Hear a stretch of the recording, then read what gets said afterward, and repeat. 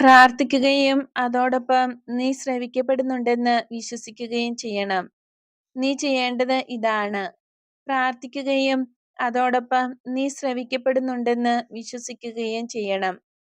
എന്റെ കൊച്ചുകുഞ്ഞെ, നിസ്സാരമായ കാര്യങ്ങൾ നിന്നെ അധൈര്യപ്പെടുത്താതിരിക്കട്ടെ.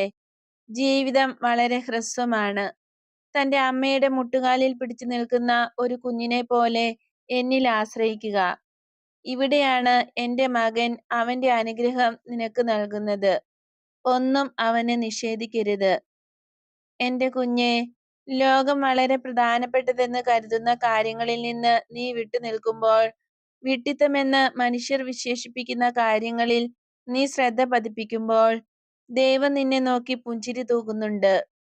എല്ലാം തകർന്ന അവസ്ഥയിൽ നീ എന്റെ പാദത്തിൽ കിടക്കുമ്പോൾ, നീ പുനരുദ്ധരിക്കപ്പെട്ട് പൂർണ്ണ അവസ്ഥയിൽ മടങ്ങാനായി ഞാൻ വളരെയധികം ശ്രദ്ധിക്കുന്നു. മനുഷ്യനെ വീണ്ടും പൂർണ്ണരാക്കുക എന്നുള്ളത് എന്റെ കർത്തവ്യമാണ്.